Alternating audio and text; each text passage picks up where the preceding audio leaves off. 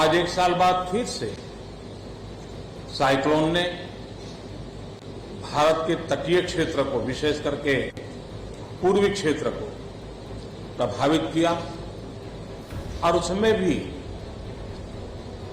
सबसे ज्यादा दुष्परिणाम पश्चिम बंगाल के हमारे भाइयों बहनों को, पश्चिम बंगाल के नागरिकों को, यहां के संपत्ति को बहुत हानि पहुंचाई। साइक्लोन की संभावनाओं से लेकर के लगातार मैं इससे संबंधित सभी लोगों से संपर्क में था। भारत सरकार भी सतत राज्य सरकार के संपर्क में थी। साइक्लोन का नुकसान कम से कम हो, इसके लिए जो भी आवश्यक कदम उठाने चाहिए उसके लिए राज्य सरकार और केंद्र सरकार ने मिलकर के भरसक प्रयास किया। लेकिन उसके बावजूद भी करीब करीब 80 लोगों के जीवन हम नहीं बचा पाए। इसका हम सबको दुख है। जिन परिवारों ने अपना स्वजन खोया है उनके प्रति केंद्र सरकार, राज्य सरकार और हम सबकी संवेदनाएं हैं और इस संकट की घड़ी में हम उनके साथ हैं।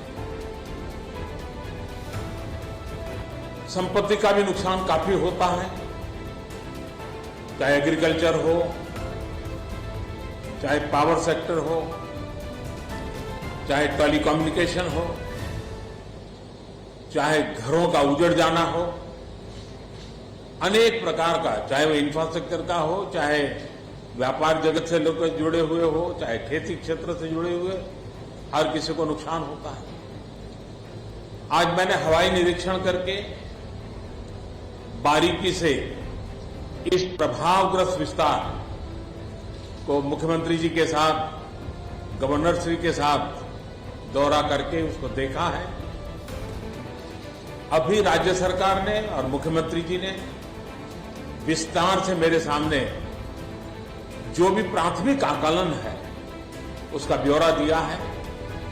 हमने तय किया है कि हो सके उतना जल्द डिटेल में सर्वे हो, कृषि का हो, पावर सेक्टर का हो, टेलीकम्युनिकेशन का हो, घरों की जो स्थिति है, इंफ्रास्ट्रक्चर की जो स्थिति है, केंद्र सरकार की तरफ से भी तत्काल एक टीम आएगी और वो टीम इन सभी क्षेत्रों में सर्वे करेगी और हम मिल करके रिहेबिलिटेशन हो, रिस्टोरेशन हो, रिकंस्ट्रक्शन हो, उसकी व्यापक योजना बना करके बंगाल की इस दुख की घड़ी में हम पूरा साथ देंगे, सहयोग देंगे और बंगाल जल्द से जल्द खड़ा हो जाए, बंगाल जल्द से जल्द तेज गति से आगे बढ़े, इसके लिए भारत सरकार कंधे से कंधा मिलाकर के काम करेगी और जो भी आवश्यकताएं होगी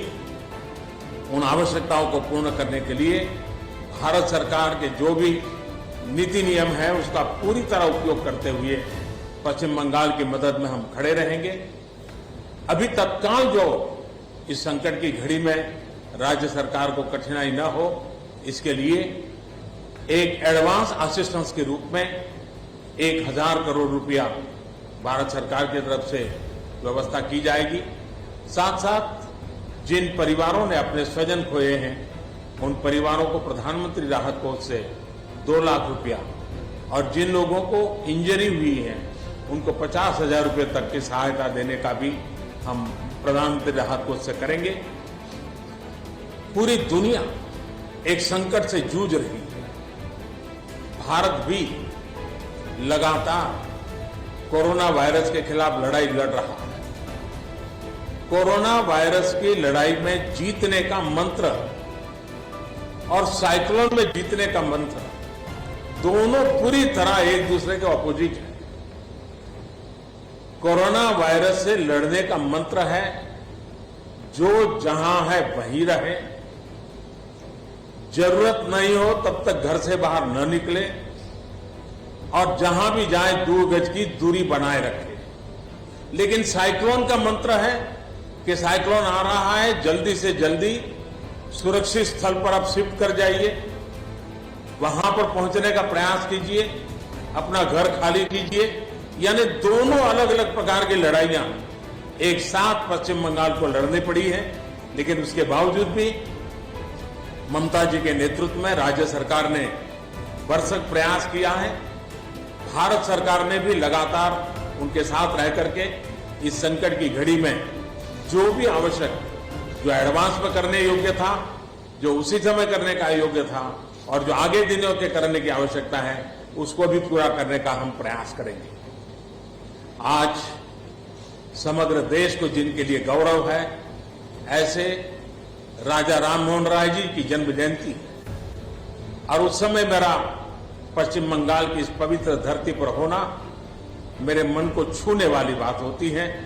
लेकिन संकट की घड़ी से हम जूझ रहे हैं, तब मैं तो इतना ही कहूंगा कि राजा राममोहन राय जी हम सबको आशीर्वाद दें, ताकि समयानुकूल समाज परिवर्तन के जो उनके सपने थे, उनको पूरा करने के लिए हम मिल बैठ करके, मिलजुल करके एक उज्जवल भविष्य के लिए, भावी पीढ़ी के निर्माण के लिए समाज सुधार के अपने कामों को निरंतर जारी रखेंगे और वही राजा राममोहन राय जी को उत्तम श्रद्धांजलि होगी। मैं मेरे पश्चिम बंगाल के सभी भाइयों बहनों को विश्वास दिलाता हूं कि संकट की घड़ी में पूरा देश आपके साथ है। भारत सरकार कंधे से कंधा मिला करके आपके साथ आने वाले सभी कामों में खड़ी रहेगी। इसी संकट की घड़ी के समय आप सबसे मिलने आया हूं, लेकिन कोरोना वायरस के कारण सब नागरिकों से तो नहीं मिल पा रहा हूं। मन में एक कसक तो रह जाएगी। यहां से मैं आज उड़ीसा की ओर जाऊंगा और वहां भी हवाई निरीक्षण करूंगा, वहां के माननीय मुख्यमंत्री जी से, वहां की सरकार से बातचीत करूंगा। मैं फिर एक बार पश्चिम बंगाल की इस दुख की घड़ी में मैं आपके साथ हूं।